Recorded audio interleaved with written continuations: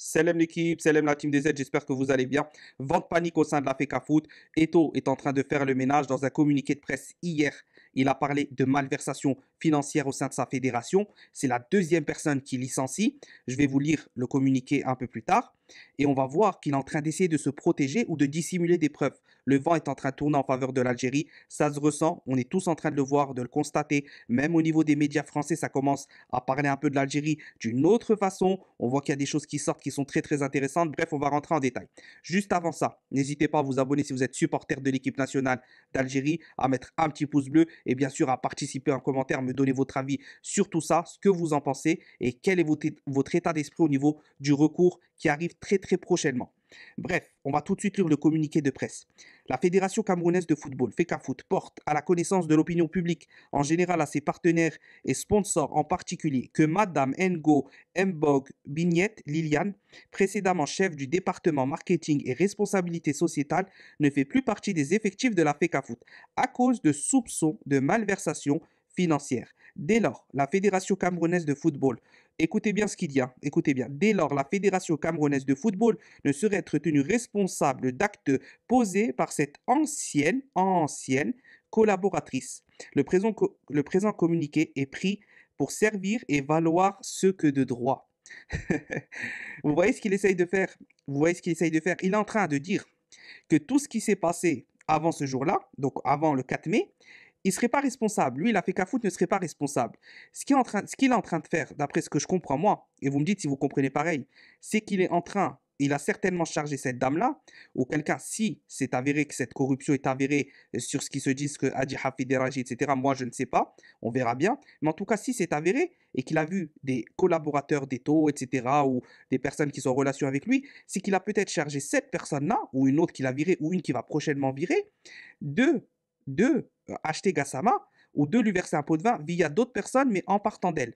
Et en fait, ce qu'il veut faire, c'est se protéger au niveau des preuves, se dire si on arrive à remonter à elle, on va remonter à moi. Et là, c'est moi qui va payer, c'est la FECAFOOT qui va payer, et en effet, le dossier va être pris bien plus au sérieux. Là, ce qu'il fait en disant qu'il ne serait pris comme responsable de tous les actes de cette ancienne collaboratrice, c'est-à-dire qu'en fait, c'est elle qui a fait, c'est pas nous, donc ça compte pas, on peut pas, par exemple, l'Algérie ne peut pas être directement qualifiée pour corruption, le match doit être rejoué, oui, parce qu'il y a eu corruption, mais nous, on n'est pas responsable. Vous voyez ce qu'il est en train d'essayer de faire? Et il dit en dernier, et le présent communiqué est pris pour servir de valoir ce que de droit. Là, on parle donc du juridique, on parle du domaine juridique. Il pense que en faisant ça, ça va le protéger. Mais non, en tant que président de fédération, tu es responsable de tous tes employés. Tous tes employés. Quand quelqu'un fait quelque chose d'aussi grave, c'est directement le président qui paye. Donc, on sent le vent de panique. On sent le vent de panique. On sent même, je ne sais pas si vous avez remarqué au niveau, les Camerounais sont beaucoup moins présents sur les réseaux sociaux. Depuis le dérapage des médias camerounais sur Belmadi, fils de Ben Laden, ceci, cela, ils se font tout petits. Les médias français, beaucoup de médias français sont en train de prendre le parti de la sélection algérienne, en tout cas pour ceux qui le peuvent et ceux qui sont obligés d'avouer. Les autres se font tout petits parce qu'il y a une campagne anti-Algérie. Mais là, clairement, ça sent pas bon pour eux. Et ça sent très très bon pour nous.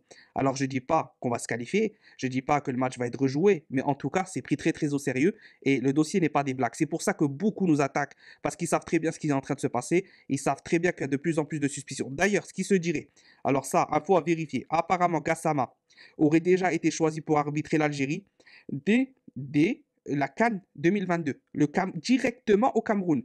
Directement au Cameroun. Et si vous faites le lien, lors du match Cameroun-Égypte, Gassama, d'après le gardien égyptien, leur aurait dit avant les pénaltys, de toute façon, vous allez perdre. Peu importe comment, vous allez perdre le match. Et je veux personne entendre parler, etc., ceci, cela, sinon c'est carton rouge direct. Entre guillemets, d'après, à moins que le gardien égyptien soit un menteur, tout était trafiqué pour que le Cameroun passe du côté de Gassama. Ce qui veut dire très très bonne relation entre Gassama et la FECAFOOT ou entre Gassama et Eto. Ça, c'est quelque chose qui est avéré. On espère que tout va être prouvé. Les Algériens réclament la justice. On espère qu'on aura gain de cause. Tout ce qu'on veut, c'est la justice. En 2017, quand on a été disqualifié de la Coupe du Monde, on n'a fait aucun cinéma. On n'avait pas le niveau. On a été battu à la loyale. On était faible. On n'a rien dit. On s'est tué.